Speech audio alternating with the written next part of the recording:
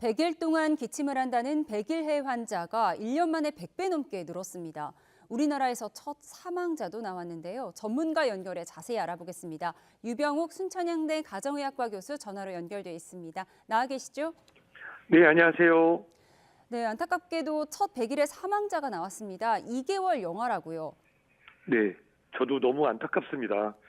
이 첫 사망 사례는 2011년부터 100일에 관련 사망자 수 집계 실시 이후 처음으로 우리 영유아에서 발생을 했는데요. 일반적으로 DPT, 보통 우리가 타상풍과 더불어 100일의 첫 예방접종을 생후 2개월에 하는데 이번 사례는 생후 2개월 미만의 영아였고, 즉 1차 예방접종 이전이었죠. 10월 31일 날 양성으로 100일에 확진되고 입원 치료받다가 증상이 악화돼서 11월 4일 사망한 것으로 보고되었습니다. 예. 다시 한번 너무 안타깝고 가족분들께도 심심한 그런 말씀을 전하고 싶습니다. 네, 너무 안타깝습니다. 100일에 하면 기침을 100일 동안 한다 이런 이야기는 많이 들었는데 정확히 어떤 질병인가요? 네, 100일에는 보르텔라 퍼투시스라고 하는 세균이 일으키는 질환입니다. 호흡기 질환으로 우리가 알려져 있고요. 이게 초기에는 증상이 없는데 이게 보통 건강한 성인인 경우에는 충동증인가 또는 알러지성 비염인가 또는 알러지성 기관점인가 천식인가 구분이 어렵습니다. 뭔가 하지만 주요 증상이나 감염 경로가 코로나랑 비슷한가요? 우선 코로나는 바이러스로 인한 감염 질환이기 때문에 예. 바이러스죠. 그런데 말씀 주신 것처럼 감염 경로는 대부분의 호흡기 질환이 비슷합니다. 네. 이게 코로나든 또는 계절성 독감 인플루엔자든 또는 지금 문제가 되고 있는 백일이든 우리가 사람이 밀집되고 또 우리가 예방접종을 충분히 받지 않으면 그 우리가 면역체에 구멍이 난다는 표현을 쓰는데, 예를 들어서 비가 막 내리고 있는데 예. 10명인데 비가 내리는데 8명이 우산을 펼치고 있으면 그 우산은 8명이 갖고 있지만 10명이 다 비에 맞지는 않죠. 하지만 우산을 4명만 쓰고 있다고 하면 10분 중에 4분은 비에 맞게 됩니다. 그런 것처럼 최근에 예방접종 관련된 부분들이 조금 줄면서 전 세계적으로 이 백일해가 작년과 올해 지속적으로 유행을 하고 있습니다. 네. 저희 그래픽이 준비되어 있는데요. 환자가 작년보다 100배 넘게 늘었습니다. 이렇게 올해 유난히 환자가 많이 발생한 이유가 있을까요? 우선 우리 시청자 여러분들 100배 늘었다고 하면 굉장히 동요하실 수도 있는데, 네. 우리가 이 코로나19 세계적 유행, 즉 코로나19 팬데믹 시기에는 사회적 거리두기, 개인위생 관리, 마스크 착용을 했었죠. 그 시기에는 매년 불청객처럼 다가오는 계절성 독감 인플루엔자도 굉장히 적었었고요.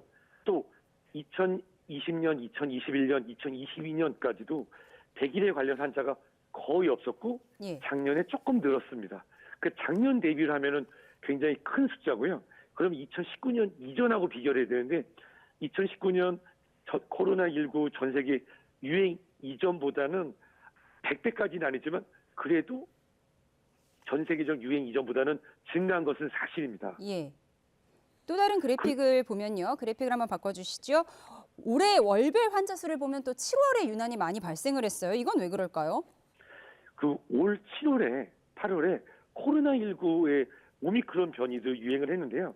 일반적으로 100일에는 계절을 타진 않습니다. 아, 예. 계절은 타진 않습니다. 보통 학교가 시작하고 나서 4에서 6주 정도가 지나면, 즉 학동기 어린이들, 초등학생, 중고등학생들이 먼저 학교 내 감염되고 또 그것들이 부모님한테 옮겨서 다시 진행이 되는데, 올해 같은 경우는 좀 특이했고요.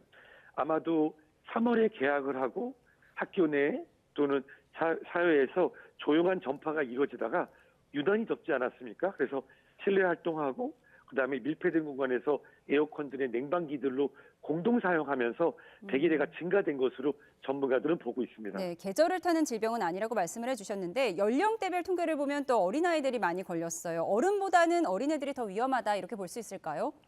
전 이렇게 말씀드리고 싶어요.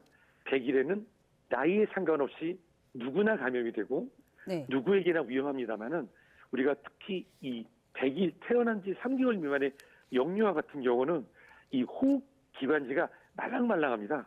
그래서 숨을 들이실 때 이 기관지가 닫혀서 충분히 뇌나 우리 몸의 장기로 산소가 공급이 안 돼요. 네. 그래서 백일해를 우핑 커프라고 하기 때문에 표현을 하는데 성인들도 똑같이 감염이 되고 네. 합병증도 생깁니다. 다만 성인들은 기관지에 이 공기가 지나가는 길이 튼튼하기 때문에 다치지 않을 뿐이지 실제로는 고위험군 어르신들에게서는 백일해도 우리 영유아만큼 위험한 질환인 건 똑같습니다. 네, 어르신들 이야기해 주셨는데 최근에 갓난아이 낳은 집들 이야기 들어보면 할머니, 할아버지 아기 보고 싶으면 백일에 예방주사 맞고 오라는 말, 이런 말도 나오고 있습니다.